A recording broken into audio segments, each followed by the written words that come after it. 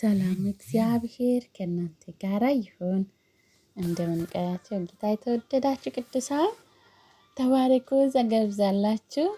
የጌታን ቃል ለመስማት ጥቂት ደቂቃ ብቻ ይኖራችሁ በጌታ ደግሞም በየዕለቱ አንድ ምዕራፍ አንብቡ።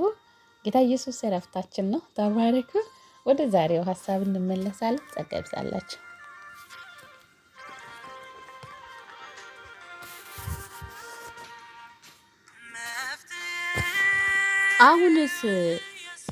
አሁን ግን እነሆ ትተከናል፣ አሳፍረከናል፣ ከሰራዊቶቻችንም ጋርም አትወጣም። ከጠላትም ፊት እንድናፈገፍግ አደረከን። ባላንጣዎቻችንም ዘረፉ፣ እንደሚታረድ በጎችም አደረከን። በሕዝቦችም መካከል በተንከን። በሕዝብንም በርካሽ ሸጥከው፣ ከሽያጩም ያገኘከው ትርፍ የለም።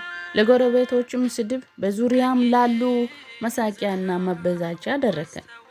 በሕዝብም ዘንድ መተረቻ፣ በሰዎችንም መካከል በንቀት ራስን ማነቃነቅም አደረከን። ውርደትም ቀን ሙሉ በፊት ነው፣ ፊትም በኀፍረት ተከናንበናል። ይህም ከሚዘልፉና ከሚያላግጡ ሰው ድምፅ እየተነሳ ከጠላትና ከተበቃይ ሁኔታ እየተነሳ ነው። አንተንም ረስተናል፣ ለክዳንም ታማኝነታችን ስናጎድል ይህ ሁሉ ደረሰብን። ልባችን ወደ ኋላ አላለም፣ እግሮቻችንም ከገመድ አልወጣም። አንተ ግን ተኩሎቹ በሚወለዱበት ቦታ ሰባብረህ ጣልከን፣ በሞትም ጥል ሸፈነን።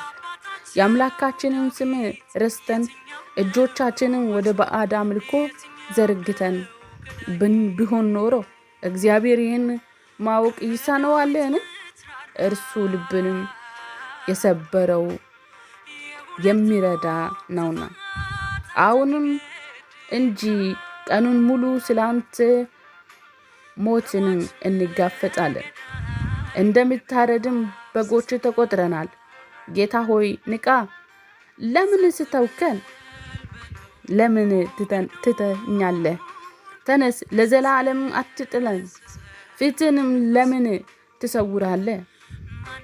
መከራችንንና መጠቃታችንን ለምን ትረሳለህ?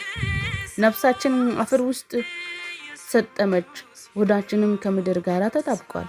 ተነሳና እርዳን፣ ስለ ምሕረት ስትል ተቤዠን። እግዚአብሔር የምሕረት አምላክ ነውና ምሕረትን ያብዛልን። ተባረክ፣ ጸጋ ይብዛልን።